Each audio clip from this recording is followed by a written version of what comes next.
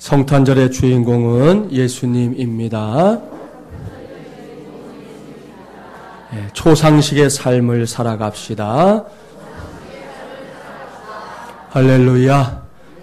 오늘은 2013년 대강절 두 번째 주일입니다. 지난 주일에 말씀드린 대로 대강절은 우리의 모든 죄를 대속하시기 위해 이 땅에 오신 예수 그리스도의 그 첫 번 성탄, 이 초림을 기억하며 지내는 교회의 절기입니다. 아울러 장차 오실 예수 그리스도를 고대하는 우리의 믿음을 재점검하는 절기이기도 합니다. 이런 이유 때문에 대강절 화환에 대속의 과정을 묘사하는 촛불을 밝히게 된다고 말씀을 드렸습니다. 오늘은 두 번째 초에 이제 불이 붙여졌고요. 대강절의 의미를 드러내기 위해서 지금 활활 타오르고 있습니다.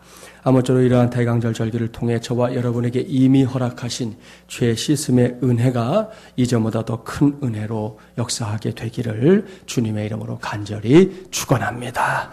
오늘은 주님 오심을 기다리며 두 번째 시간입니다. 오늘은 우리 속에 숨어있는 웃사를 베레스하는 대강절이 되게 하소서라는 제목으로 하나님의 말씀을 전하도록 하겠습니다. 본론에 들어가기 전에 대강절을 지키고 있는 오늘 제가 구약 성경을, 그것도 사무엘 하의 말씀을 본문으로 택한 이유를 먼저 말씀드리려고 합니다. 대강절 절기와 구약 성경 어떤 관계가 있을까요? 이 질문에 대해서는 아주 명확하게 대답을 할 수 있습니다. 그것은 구약 성경이 이 땅의 구세주로 오실, 곧 메시아로 오실 예수 그리스도의 그 초림, 첫 번 성탄을 예언하고 있는 하나님의 말씀이기 때문입니다. 그렇습니다. 구약 성경은 예수님께서 세상에 오시기 전에 이미 예수님의 동정녀 탄생은 물론이고요, 장차 감당하게 되실 이 공생의 사역과 관련된 많은 예언들을 그대로 담고 있습니다. 그렇기 때문에 대강절 절기에 구약 성경을 설교 본문으로 삼는 것은 결코 어색한 일이 아닙니다. 특별히 이사야 11장 1절 말씀에 따르면 장차 세상에 오실 메시아가 이새라는 사람의 혈통에서 나오게 될 것이다 하는 예언이 있는데요. 이새가 누군지 아시죠? 오늘 본문에 등장하는 다윗 왕의 아버지, 그 아버지가 바로 이새입니다. 그러한 연계성을 생각하면서 다윗의 생애를 살펴보다가 오늘 주신 말씀 속에서 대강절 두 번째 주일에 잘 어울리는 말씀을 발견하게 되었습니다. 이러한 사실들을 염두에 두고 이제부터 본론에 들어가 볼까요? 먼저 본문의 앞장인 사무엘 하 5장 말씀을 보면 다윗이 드디어 온 이스라엘의 왕으로 추대가 된 것을 알 수 있습니다. 다윗이 왕이 되기까지 얼마나 많은 어려움과 역경이 있었는지 잘 아시죠? 호시탐탐 다윗을 죽이기 위해 기회를 엿보고 있었던 사울왕 때문에 다윗은 힘겨운 인생의 시간들을 살았어야 했습니다. 나중에는 이 적국인 블레셋에 망명까지 해야 하는 억울하기 짝이 없는 인생의 순간들도 있었습니다. 그러나 다윗은 그 모든 역경의 시간들을 잘 견뎌냈습니다. 무엇보다 다윗은 하나님을 바라보는 그 믿음의 시선을 결코 놓치지 않았습니다. 우리가 자주 부르는 찬송가 고백대로예요. 너는 어느 곳에 있든지 주를 향하고 주만 바라볼지라. 할렐루야. 이것이 다윗의 고백이었습니다. 이렇게 항상 주님만 바라보며 모든 역경의 시간들을 감당해낸 다윗에게 하나님께서는 사울 왕에 이어 이스라엘의 왕이 되는 놀라운 은혜를 허락해 주셨습니다. 이렇게 천신만고 끝에 왕이 오른 다윗이 사무엘 하 6장으로 넘어가면서부터 그 왕권을 더욱 견고하게 세워가는 것을 볼 수 있는데요. 오늘의 본문은 바로 그러한 역사의 서막과도 같은 말씀이다라고 설명드릴 수 있어요.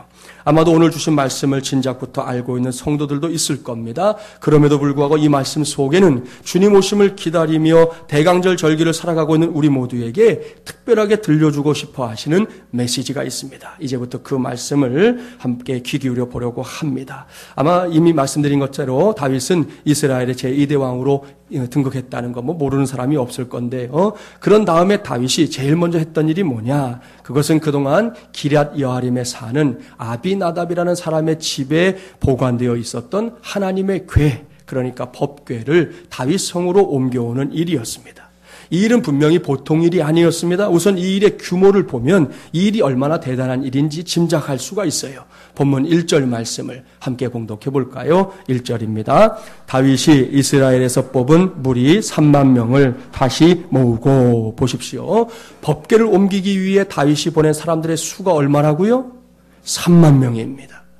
오늘날의 관점에서도 이 숫자는 어마어마한 숫자입니다. 사람들이 3만 명이 모여있다고 생각을 해보세요. 대단한 일입니다. 하물며 구약시대 당시에는 말할 것도 없습니다. 그렇다면 왜 다윗이 이렇게 어마어마한 사람들을 동원하면서까지 법궤를 옮기고 있는 것일까요? 본문 2절이 그 이유를 설명해 줍니다. 2절 함께 봉독합니다.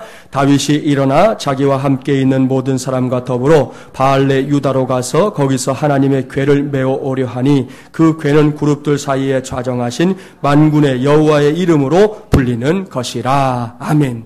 다윗이 왕위에 오른 이후에 엄청난 일을 계획하고 있습니다. 그것은 말씀드린 대로 하나님의 법궤를 수도인 예루살렘으로 옮겨오는 일이었습니다. 여기서 법궤가 무엇인지를 잘 알아야 합니다. 법궤는 단순한 궤짝이 아닙니다. 지금 방금 읽었던 2절 말씀에서 설명하잖아요. 법궤는 만군의 여호와의 이름으로 불리는 궤입니다. 사진을 하나 준비했는데요. 이 사진을 보면 법궤가 어떻게 생겼는지 볼 수가 있을 겁니다. 구약시대에 이것은 하나님의 임재의 상징이었습니다. 그러니까 법궤는 온 이스라엘이 믿고 섬기는 전능하신 하나님, 창조주 하나님, 위대하신 하나님을 사람들이 눈으로 볼 수가 없잖아요. 눈으로 볼 수 있도록 하나님께서 지시하셔서 만든 성물이고 상징물이었습니다. 그러니 어떻게 이 법궤를 옮기는 일을 한치라도 소홀히 할 수 있었겠습니까? 몇몇 사람이 가서 달랑 들고 가는 그런 일이 될 수는 없었다는 것이죠. 그런 이유 때문에 이 일이 어마어마한 규모로 진행되고 있는 것입니다. 그런데 본문 3절 이하의 말씀을 보면 이 일이 이루어지고 있기는 한데 뭔가 어색하게 진행되고 있다는 것을 알 수 있습니다. 그것은 이 위대한 일을, 이 엄청난 일을 주도하고 있는 사람이 당시에 왕이 되어 있었던 다윗이 아니라 아비나답의 아들들인 우사와 아효였다는 것 때문입니다. 오늘은 이 점을 주목해야 합니다. 이것은 분명히 자연스럽지 못한 일입니다. 하나님께서 기름 부어 세우신 다윗 왕이 하나님의 법궤를 옮기는 일을 주도했다면 아무런 고민 없이 우리가 받아들일 수가 있는데 그렇지 못하고 엉뚱한 사람들이 이 엄청난 일을 주도하고 있다는 것입니다. 그렇습니다. 여기서부터 오늘 이 시간에 우리 모두가 주의해야 할 대목이 나옵니다. 구약의 율법에 따르면 법궤는 반드시 아까 보셨죠? 사진에 내 모퉁이에 있는 고리에 긴 장대를 넣어서 제사장들의 어깨에 메고 이동하게 되어 있습니다. 예, 영상에 나오는 그림처럼 저렇게 이동하도록 되어 있는 거예요. 성경에서도 예를 찾아볼 수가 있어요. 여호수아 3장 말씀을 보면 여호수아와 이스라엘 백성들이 요단강을 건널 때 제일 먼저 앞세웠던 것이 법궤였던 것을 확인할 수 있는데요. 그때의 기록을 한번 보고 오겠습니다. 여호수아 3장 6절 말씀 한번 찾아보실까요? 구약 322쪽입니다. 여호수아 3장 6절 말씀. 322쪽 우리 한 절 말씀만 함께 봉독해 보겠습니다.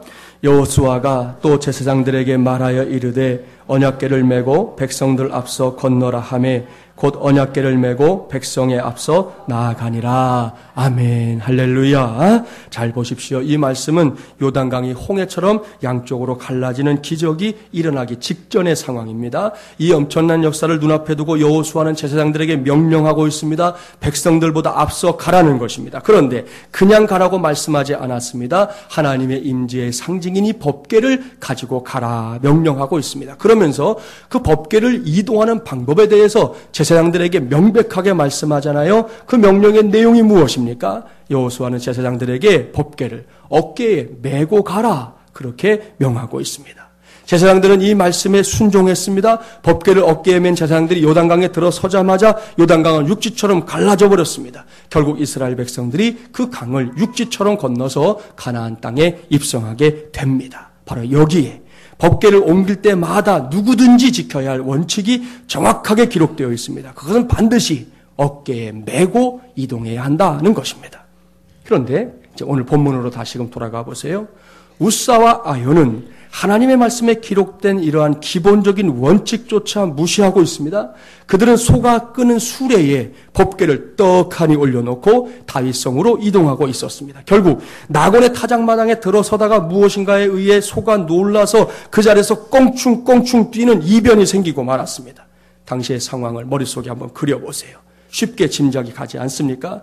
무엇인가에 놀라서 이리 뛰고 저리 뛰고 있는 소 때문에 수레 위에 실려있던 법궤가 순식간에 땅바닥으로 곤두박질치게 생긴 것입니다. 그러자 그 법궤를 따라가던 우사가 그 법궤가 땅바닥에 떨어지는 것을 막겠다는 생각으로 그 궤를 붙잡았는데 하나님께서 그 우사를 치시는 바람에 우사가 그 자리에서 즉사하고 말았습니다. 여기까지가 여러분이 알고 있는 본문의 내용이에요. 이를 염두에 두고 이제 본문 8절 말씀을 함께 봉독해 봅니다. 8절입니다. 여호와께서 우사를 치심으로 다윗이 분하여 그곳을 베레스 우사라 부르니 그 이름이 오늘까지 이르니라. 이 말씀은 자칫 보는 관점에 따라서는 다윗이 우사를 죽이신 하나님의 역사에 대해 분노한 것처럼 보일 수 있습니다. 이 말씀 속에는 얼마든지 그렇게 이해할 만한 소지가 있습니다. 그러나 결론부터 말씀드리면 아닙니다. 이제부터 이 말씀을 좀 더 구체적으로 해석해 드릴 테니까요. 잘 들어보십시오. 여기서 우리는 사무엘상의 말씀으로 거슬러 올라가야 합니다. 이스라엘이 법궤를 빼앗겼던 때는 엘리 대제사장의 시절이었습니다. 그때 사무엘이라는 사람이 태어나던 시절이에요. 그때 이스라엘은 하나님께서 허락하지도 않은 전쟁터에 법궤를 들고 나가서 승리를 얻으려고 했습니다. 하지만 하나님께서 허락하지 않은 전쟁이었기 때문에 이스라엘은 그 전쟁에서 철저하게 패배했습니다. 그것도 모자라서 적국인 블레셋에게 법궤를 빼앗기는 불상사까지 일어나게 됩니다. 그랬다가 그 법궤가 다시 이스라엘로 돌아오게 된 것을 기록하고 있는 성경은 사무엘상 6장 말씀입니다. 그때로부터 이제 오늘의 본문인 사무엘 하 6장, 상 6장, 하 6장까지 이르는 동안 많은 시간이 흘렀지 않았겠습니까? 성경학자들에 따르면 그 시간의 간격이 무려 70년이나 됩니다. 우리가 30년을 한 세대로 본다면 두 세대가 넘는 세월이 흐른 것입니다. 그리고 그 70년 동안 하나님의 임재의 상징인 법궤는 아비나답이라는 사람의 집에 모셔졌던 것입니다. 사랑하는 마중물자랑 가족 여러분, 이 시간을 꼭 기억해 주십시오. 여기서는 이 시간이 매우 중요합니다. 성경을 보면 아비나답의 집은 법궤가 머문 이후부터, 그러니까 법궤가 오기 이전과 이후가 달랐는데요. 이후부터 수많은 은혜와 복을 누리게 되었습니다. 마땅한 일입니다. 이미 말씀드린 대로 법궤는 그냥 흔히 볼 수 있는 궤짝이 아니잖아요. 하나님 자신을 상징하는 것이었습니다. 하나님의 임재를 나타내는 것이었습니다. 그래서 실제로 구약시대에는 법궤가 나타나면 그것은 곧 하나님의 등장을 의미하는 것으로 통했습니다. 그렇게 하나님께서 함께 하시는데 왜 그 집에 아무런 일도 일어나지 않겠습니까? 하나님이 거기에 머무시는데 어떻게 그 집에 아무런 일도 일어나지 않을 수가 있냐는 것입니다. 이것은 남의 이야기가 아닙니다. 우리 마중물이란 가족들의 체험이요 고백이기도 한데요. 오늘 나눠드린 주보에 써드린 칼럼에 소개해 놓은 한 남자 집사님이 지난 주간에 제게 문자를 보내왔습니다. 목사님, 기도해 주셔서 감사해요. 매출도 늘었고요. 자세한 건 천천히 말씀드리겠지만 하나님이 도와주시는 걸 느낍니다. 오늘 집도 나갔어요. 이제 가야 할 집을 위해 기도해야죠. 미리 예비해 주시리라 믿고 기도는 쉬지 않고 해야죠. 식사 맛있게 하세요. 그 집사님의 상황이나 기도 제목을 이미 제가 알고 있었기 때문에 바로 하나님께 모든 영광을 돌려드리는 단문자로 대답을 대신했습니다. 그리고는 다음 날 좀 궁금했어요.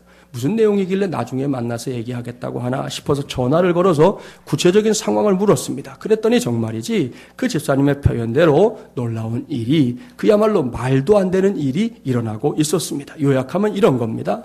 사업을 하다 보면 거래처에서 이제 물건을 가져다가 물건을 이제 소비자들에게 팔고요. 그 물건값을 이제 받아서 이제 결제를 해야 하지 않습니까? 그런데 물건을 가져올 때는 항상 이제 현금을 요구하는 것이죠. 파시는 분들이. 그래서 이제 현금으로 처리하고 이제 물건을 판 뒤에는 이 결제 대금이 그저 짧으면 한 달, 많으면 두세 달 뒤에야 들어오는 것이 그 집사님의 사업에서는 그저 당연한 일이라는 거예요. 그러다 보니 현금으로 거래하는 그 시점과 결제 대금을 받아서 다시 그것을 결제해 주는 그 사이에 그 시간의 공백이, 이게 아주 고민거리인 것이죠. 그 시간의 공백 동안 필요한 자금은 몽땅 다 사업을 하는 사람이 감당해야 하기 때문입니다. 이런 경우에 사업주가 재정 형편이 좋으면요, 문제될 게 없어요. 매출이 느는 만큼 현금으로 물건값 지불하고 또 내가 돈이 여유가 있으니까 결제대금 좀 더 늦게 들어와도 괜찮고 계속해서 매출만 늘면 좋은 일이지만 반대로 사업주가 재정 형편이 어려운 경우라면 매출이 늘면 늘수록 사업주의 고민은 더 많아질 수밖에 없는 그런 구조인 것입니다. 이 집사님의 경우는 안타깝게도 전자가 아니고 후자였습니다. 그런데요, 여기서 이러한 상식을 깨는 지극히 당연한 사실을 깨버리는 일이 일어나는 것입니다. 지난 특세 기간 동안 이 집사님이 기도 카드에 써서 내놓았던 매일 매출의 목표가 있었습니다. 당시에도 집사님의 사업이 꽤 어려운 상황이었어요. 그래서 매일 매출 목표를 100건으로 정하고 제게 낸 기도 카드에 그것을 위해서 꼭 기도해 주십시오 부탁을 했었습니다. 그렇다면 지금은 어떻게 되었을까요? 당시에는 그저 매일 100건만 꼭 100건만 되라 그렇게 생각했던 매출 목표가 지금은 3배를 넘는 상황들이 매일 이어지고 있다는 것이죠. 그래서 요 며칠 지금 추가로 직원을 얻고 있는 중이라고 합니다. 할렐루야. 이런 상황이기 때문에 당장 사업 자금을 돌리는 일에 큰 문제가 생겨야 맞습니다. 아까 말씀드린 것처럼 내가 손에 가진 돈이 없거든요. 그러니까 문제가 생겨야 맞는데 그런데 현실은 그렇지 않았다는 것이죠. 놀랍게도 아주 큰 거래처에서 이제 물건을 사가면서 대개의 경우처럼 몇 달 후에 결제를 해주는 것이 아니라 물건을 가져가면서 그 자리에서 현금을 척 내놓고 그리고 물건을 가져간다는 것이죠. 아주 희한한 일이 일어나기 시작한 것입니다. 결국 고민할 거리가 없어졌습니다. 집사님의 사업에 불이 붙었습니다. 이러한 상황들을 제게 들려주면서 그 집사님이 남긴 고백은 이것입니다. 목사님, 이건 정말이지 말도 안 됩니다. 자기가 그래요. 말도 안 된다는 거예요. 제가 이쪽에서 일한 지가 그래도 꽤나 되는데 이럴 수가 없습니다. 이런 적이 없습니다. 모든 것이 하나님께서 하신 일입니다. 지난 주일에 목사님께서 말씀하셨던 초상식의 역사를 제가 이번 주 내내 체험하고 있습니다. 할렐루야. 모든 영광을 하나님께 돌려드립니다. 그야말로 놀라운 일입니다. 상식을 뛰어넘는 일입니다. 그러나 너무 놀라고 있지만은 마십시오. 지난주에도 말씀을 드렸지만 이런 일들은 하나님께서 함께 하시는 삶 속에서 어쩌다 한번 일어나는 것이 아니라 자주 일어나는 일들이기 때문입니다. 동일한 은혜가 아비나답의 집에도 임한 것입니다. 하나님의 임재의 상징인 법궤가 그 집에 머무는 날 동안 하나님께서 넘치는 복을 주셨습니다. 아비나답은 그 복을 풍성하게 누렸습니다. 오늘 이제 사고가 벌어진 다음에 다윗이 바로 예루살렘으로 법궤를 가져오지 않고요. 10절과 11절 말씀을 보니까 오벳 에돔이라는 사람의 집에 석 달 동안 또 법궤가 머물게 되는데요. 그 말씀에도 증거가 있어요. 그 석 달 동안 하나님께서 오벳 에돔의 집에도 복을 주셨더라. 그것이 성경의 기록입니다. 이제는 우리 모두에게 동일한 은혜와 복이 함께하기를 주님의 이름으로 축복합니다. 그렇습니다. 법궤로 인해 아비나답이 누렸던 은혜와 복은 그 당대로 끝나지 않았습니다. 70년이라는 세월이 흐르면서 이제는 그 아들들인 우사와 아요에게도 그 복이, 그 은혜가 그대로 이어지고 있었던 것입니다. 얼마나 감사한 일입니까? 그런데 이렇게 선행된 은혜와 복을 누렸던 우사와 아요는 오늘 본문에 기록된 그때에 이미 비뚤어진 신앙을 가지고 있었습니다. 본문 3절부터 5절까지의 말씀을 관심을 가지시고 함께 봉독해 보는데요. 여러분이 관심을 가져야 될 사람들은 우사와 아요입니다. 함께 봉독해 봅니다. 3절부터 5절입니다. 그들이 하나님의 궤를 새 수레에 싣고 산에 있는 아비나답의 집에서 나오는데 아비나답의 아들 우사와 아요가 그 새 수레를 모으니라. 그들이 산에 있는 아비나답의 집에서 하나님의 궤를 싣고 나올 때에 아요는 궤 앞에서 가고 다윗과 이스라엘 온 족속은 잣나무로 만든 여러 가지 악기와 수금과 비파와 소고와 양금과 제금으로 여호와 앞에서 연주하더라. 아비나답의 아들들이 법궤를 내세워 다름 아닌 자신들의 우월감을 자랑하고 있는 것을 확인할 수가 있습니다. 이 말씀을 보면서 그냥 보지 마시고 상상력을 동원해서 그 상황들을 머릿속에 그려보시라는 거예요. 저 앞에 지금 3만 명이나 되는 많은 사람들이 이 장엄한 법궤의 행렬을 펼치고 있습니다. 그런데요, 오늘 말씀 읽으셨잖아요. 아요라는 사람이 떡하니 그 법궤 앞에 걷고 있습니다. 그냥 걷는 게 아니에요. 우리가 잘 읽어보면서 그림을 그려보시라는 거죠. 아요가 지금 걷고 있는 거예요. 그것도 법궤 앞에서, 하나님을 상징하는 법궤 앞에서 거들먹거리면서 사람들을 위아래로 째려보고 노려보고 하면서 여러분 그러고 걷고 있는 거예요. 당당합니다. 그 누구도 꺾을 수가 없습니다. 당시에 이들의 위상이 얼마나 대단했던지 말씀해 보니까 다윗이 왕이잖아요. 왕인데도 찍소리도 못하고 그저 연주하는 무리들 속에 그냥 묻혀서 다윗도 그냥 법궤를 따라가고 있는 게 전부예요. 어디 그뿐입니까? 6절에 기록된 이 붙들었더니라는 말씀이 오늘 우리에게 주신 말씀을 해석하는데 가장 중요한 열쇠인데요. 우리말 성경으로 볼 때는 그 의미가 법궤가 땅에 떨어지지 않도록 붙잡은 것처럼 보여지지만 원래 원어 성경인 히브리 성경에서 이 말씀을 보면 의미가 달라져요. 히브리어 성경에서 붙들었더니에 해당되는 단어는 아하즈라는 단어입니다. 아하즈. 이 아하즈는 철저하게 소유 개념을 나타내는 단어입니다. 예를 들어 볼게요. 여러분 이제 물건을 사기 위해서 쇼핑을 가시잖아요. 그럼 진열대에 여러 상품들이 있어요. 그래서 내가 원하는 것을 고르기 위해서 여러분들이 이것도 들었다가 이것도 붙들어 봤다가 뭐 한번 해봤다가 뭐 여러 가지 이렇게 여러분이 붙잡을 수가 있잖아요. 그것은 아하즈가 아니에요.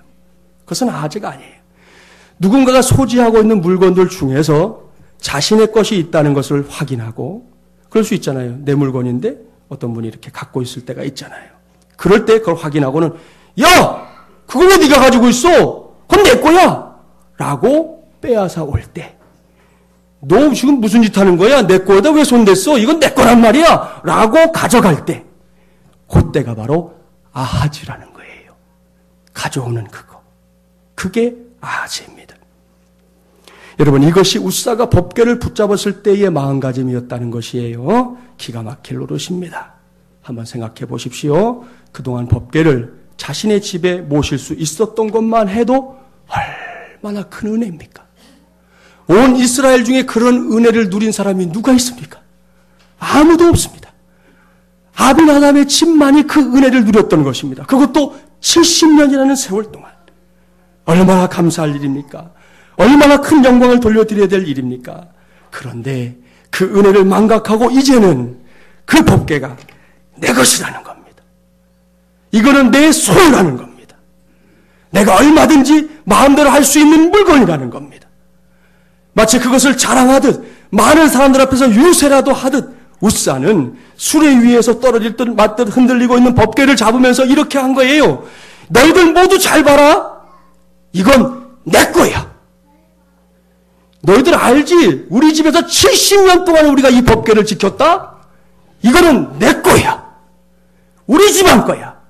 하고 법궤를 붙잡았다는 것이에요. 그것이 하나님께서 웃사를 치신 이유, 웃사를 베레스하신 이유입니다. 이 모든 것을 통해 다윗이 깨닫습니다. 우리의 인생이 바로 베레스, 웃사가 필요한 인생이로구나. 그런 사실을 깨닫습니다. 이건 역시 남의 이야기가 아니에요. 전에는 물론이고 지금도 그리고 이후에도 우리 안에서는 내 자신이 알게 혹은 모르게 일어나는 웃사들이 있습니다. 그 웃사들을 베레스 해내는 것, 그러니까 쳐내는 것, 이것이 우리의 인생에 꼭 필요하다는 말씀입니다. 요즘 우리가 사는 세상을 보십시오. 정말이지 별것 아닌 것 가지고도 자랑하지 못해 안달이 난 세상이에요.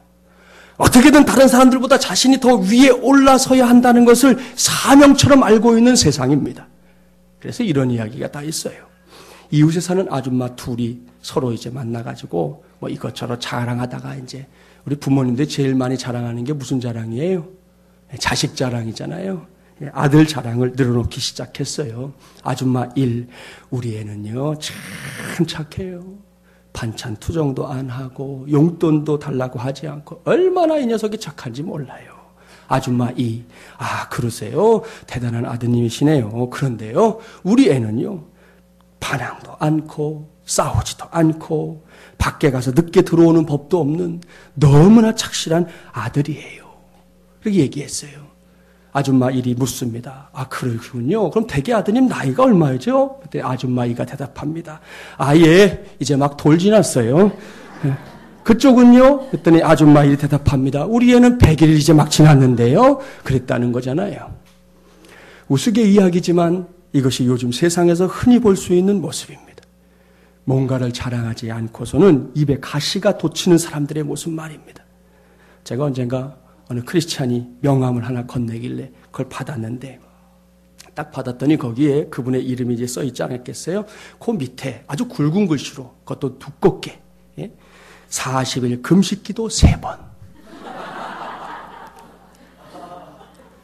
40일 금식기도 3번 횟수까지 정확하게 까만 글씨로 두껍게 그렇게 딱 박아놨더라고요.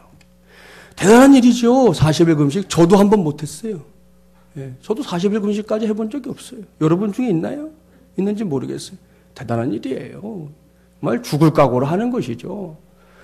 그 좋은 일, 그 큰 일, 대단한 일을 했는데 문제는 거기에 새김으로 인해서 예수님이 하신 말씀을 그대로 옮겨오면 상급을 이미 받아버렸네요. 하나님 앞에 가서 받을 상급은 없는 것이죠. 이 세상에서 이미 다 받았어요. 그걸 나눠줄 때마다 사람들이 그 상급을 주잖아요. 아이고 당신 대단하다고. 아니 어떻게 40일 금식을 한 번도 아니고 3번을 했냐고. 4번도 할 예정이냐고. 여러분 그렇게 묻지 않겠어요 사람들이.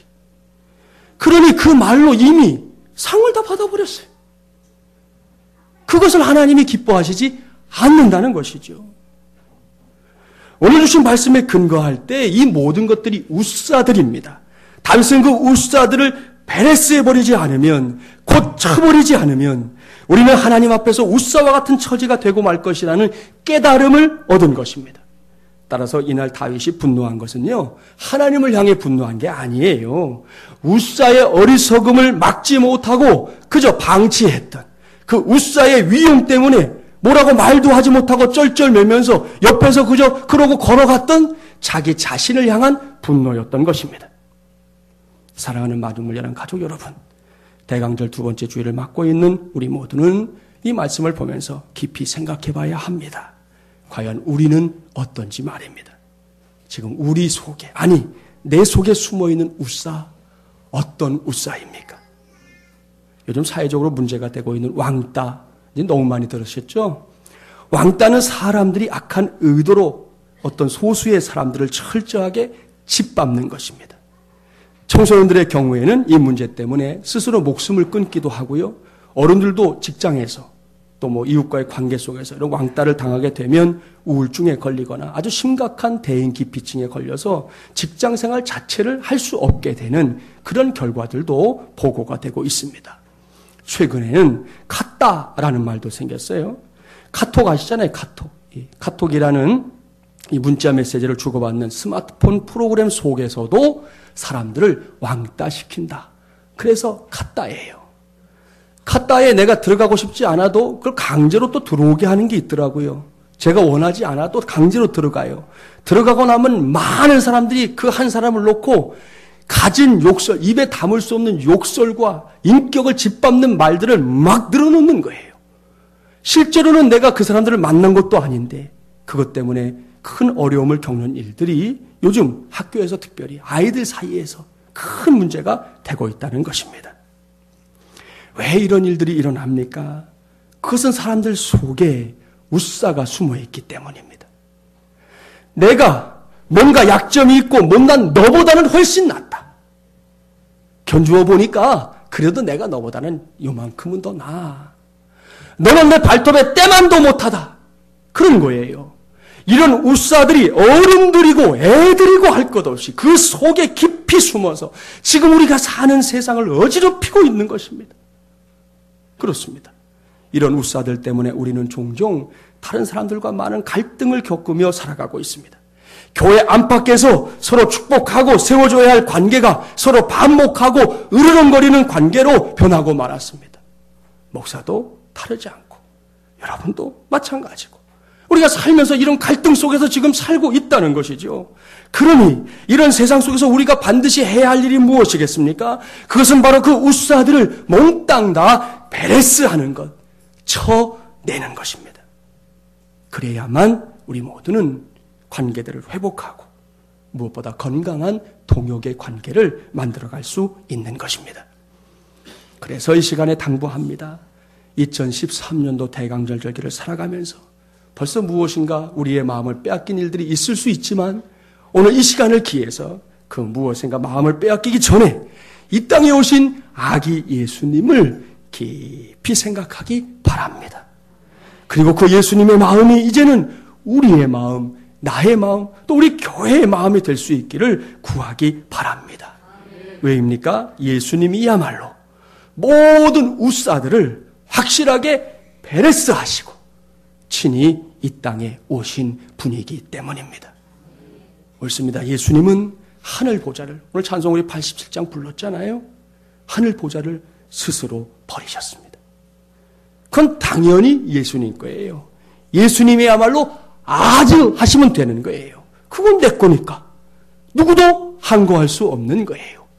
그런데 예수님은 그 보좌를 버리셨습니다. 그 영광을 다 내려놓으셨습니다. 그리고는 낮고 천한 몸으로 우리와 똑같은 이 육체를 입고 이 땅에 오셨습니다. 그것도 말구유 위에 오셨습니다. 이것이 첫 번 성탄절에 이 땅 위에서 일어난 우리 예수님의 탄생의 역사입니다. 이제는 저와 여러분이 우리 속에 숨어있는 우사들을 베레스해야 합니다. 그저 한 번쯤 여러분 자신을 들여다보면 보이는 우사들이 있을 겁니다. 그것을 베레스해야 된단 말이에요. 이것은 우리 모두가 이 대강절 절기를 지키면서 반드시 사모해야 할 은혜이고 반드시 감당해야 할 믿음의 일입니다. 그렇게 우리가 우리 속에 숨어있는 우사들을 하나하나 베레스해 낼 때 하나님께서는 우리 모두를 더욱 큰 축복의 그릇으로 삼아주실 줄 믿습니다. 당장 좌우를 한번 살펴보세요. 아까 자기가 축복했던 분, 무엇보다 우리에게 옆에 계신 바로 그런 분들, 수많은 동역자들을 붙여주실 것입니다. 그들 한 사람 한 사람을 만남의 축복으로 만나게 하실 것입니다. 그리할 때 우리는, 그리고 우리 교회는 그야말로 위대한 공동체로 우뚝 세워지게 될 줄 믿습니다. 대강절 두 번째 주일인 오늘 주님 오심을 기다리는 우리 모두에게 하나님께서 그와 같은 은혜와 복을 물붓듯이 부어주시기를 주님의 이름으로 간절히 축원합니다. 기도합시다.